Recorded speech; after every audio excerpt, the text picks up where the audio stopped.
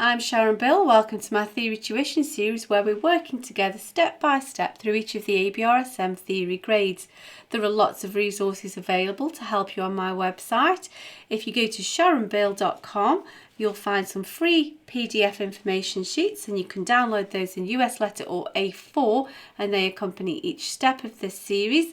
You'll find a page there with links to all of my YouTube video tutorials, and you can also access information about the books that I have available. I've written an exam technique guide, how to take your ABRSM Music Theory Exam. It's full of tips and techniques on how to best prepare for your exam and also how to make the best use of the time on exam day when you're working through your exam paper in the exam room. So if you go to sharonbill.com, you'll find it all there. If you can give me a like, that would be super, and please do subscribe to my channel to keep updated. There's lots more in store. And so now we're going to continue with the paper C of the 2015 past papers. So if you turn with me to page 18 in the work booklet, we can see there's quite a large extract here. Nice bit of 4A going on here. And then we'll just also keep this to hand but turn to page 19 where the questions begin. But we're going to keep referring back to that page 18. So first of all, we've got some general performance directions and musical terms to answer. Now in the 2018 revised exam paper from that year onwards, these terms will now be presented to you in multiple choice format. I'm not sure that makes it any easier because sometimes a red herring can throw you off the scent. However, I would go ahead and just give these their full definitions because it's a really great revision. Please bear in mind you've got all of grades 1, 2, 3, 4 and 5 performance directions and musical terms all accumulated. So there's a lot of revision to be cracking on with there. You just need to get creative with your revision techniques. So here we need to give the meaning. We need to describe what this means. This is our metronome marking. And we need to make sure that we cover both aspects of this. So there are 50 dotted crotchet beats, or you would say quarter notes,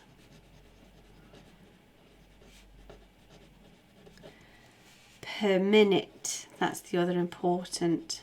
So it gives a very specific tempo direction of the speed to play.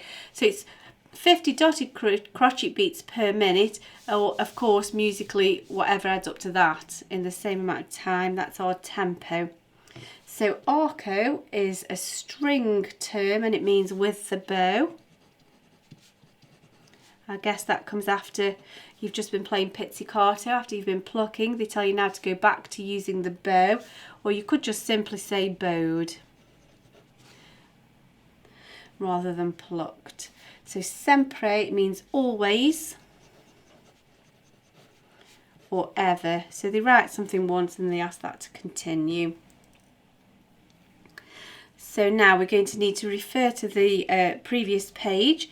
We're asked to write the last right hand note of the extract. Be careful it's at the same pitch, don't jump octaves, but we need to change to the tenor clef. So this is the clef that's a little bit higher up, and this second line from the top is our middle C that the clef centres around. It says remember to put in the clef and the key signature. So if we just glance over at page 18, we can see the key signature is 2 flats, B flats and E flats. So C, B flat, C, D, E flats, there we go. And so the last right hand piano chord of the extract. So if we're looking here, this is the piano part. That's the cello part, it tells us that here. And then this is the right hand, this is the left hand. So we're rewriting this chord. So use middle C as your anchor point so you don't end up in the wrong octave. There's middle C, we want the B below that. So let's just do that one straight away. So if there's middle C, there's the B below it.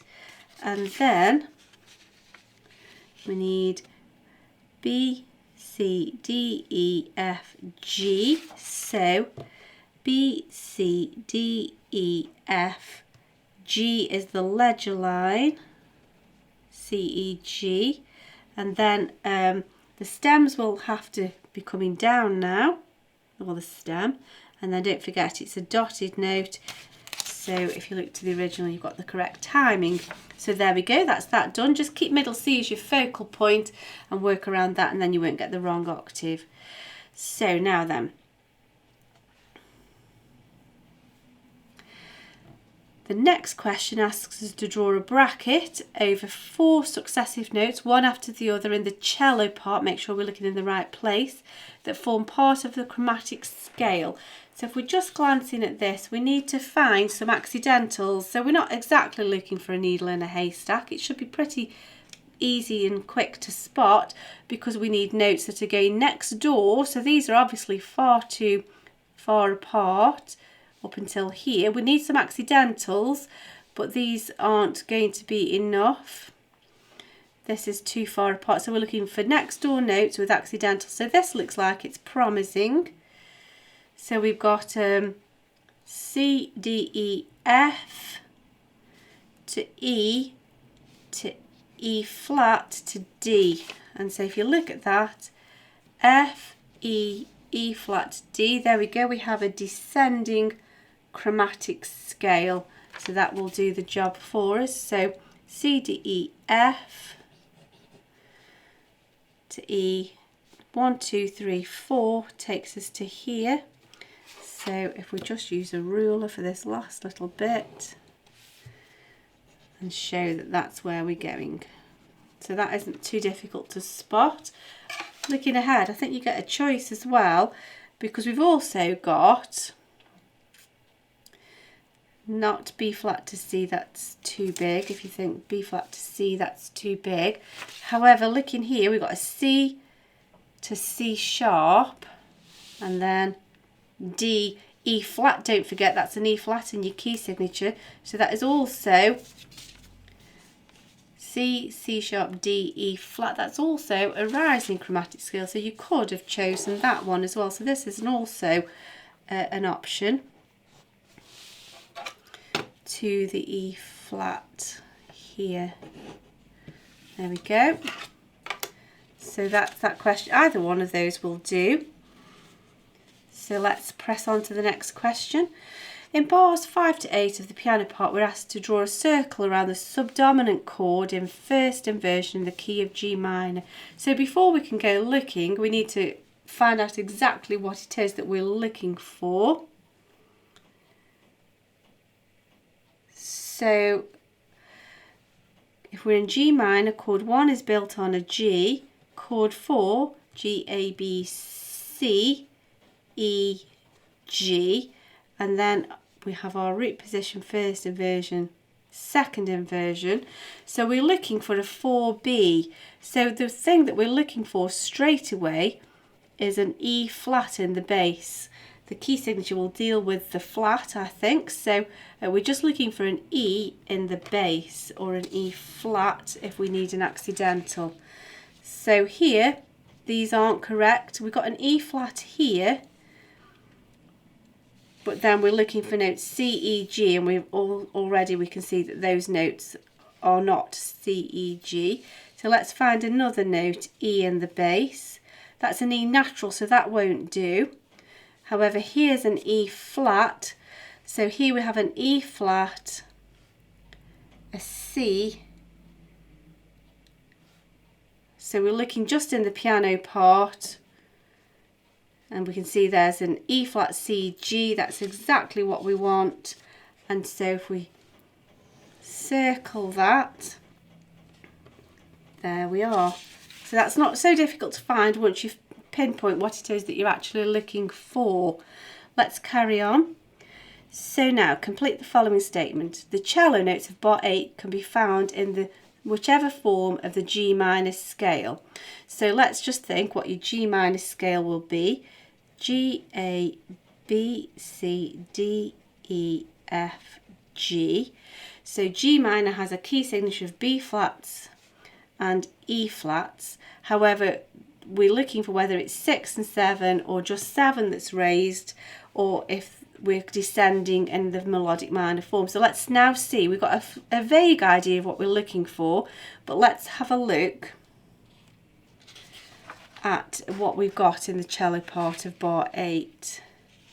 So here we've got a D, an E natural and an F sharp landing on a G. So we need to find out what that E natural F sharp is going to give us. So we're ascending, the E flat has become an E natural and the F has become an F sharp. And so we've raised the 6th by raising the flat to a natural, and we've raised the 7th, and we know that in the ascending melodic minor form the 6th and the 7th are raised, and so that completely answers the question, and we know that it's the melodic minor. So just the melodic will answer that because it said it's G minor there. Let's move on. It's just a matter of taking things one little step at a time. So here we go, we need to give the technical names of the 2 notes in the cello, marked A and B. So if we refer back to that page, here's A, here's B, we're going to have to look at. But before we look at that in detail, get my tongue stuck, let's write out what notes we're after. So again, we're told that we're in G minor, so let's just sort of, we've already written it once, no need to do it again. 1, 2, 3, 4, 5, 6, 7, 8. And so, bar 1, letter A, remember we're in the cello part. This is bass clef, so that's a B flat. And so a B flat is the 3rd. We'll worry about the technical names in a second. So bar 3 for B is an F sharp, and that's the 7th. So now we need to just find out what the technical names for those are. So the mediant is the 3rd degree of the scale, and the 7th is the leading note, which leads us to the tonic. There we go. Next one. So then, we need to decide if these statements are true or false. The extract begins with an anacrusis or an upbeat. Let's have a look.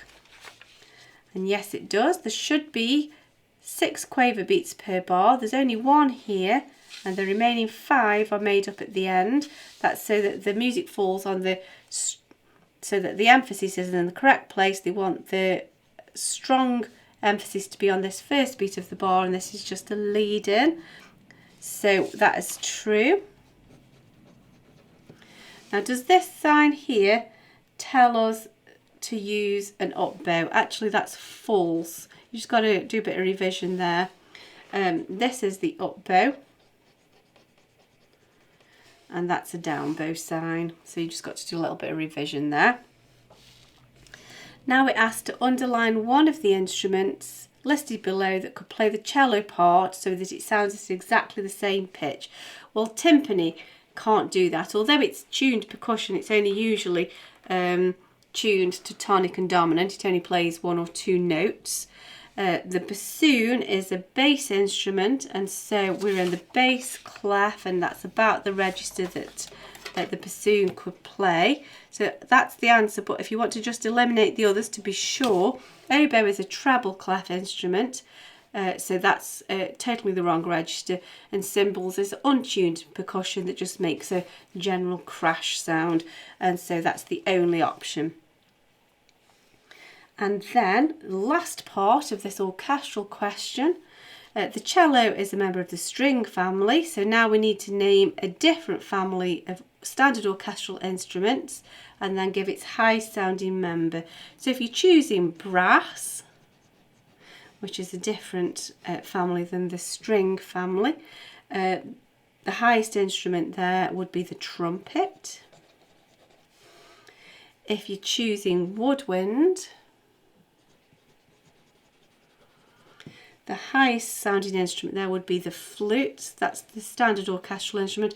Alternatively, you could say piccolo, because that's also sometimes part of the orchestra, and that's even higher than the flute. Either one of those will do. That's the end of that question. We'll look at the next questions in the next video. I do hope that it's been helpful to you. I hope that it's of benefit to your studies, and I also hope that you're enjoying it. I'm certainly enjoying working through it with you. If you can give me a like, that would be fab, and please do subscribe to my channel to keep updated. There's lots more to come.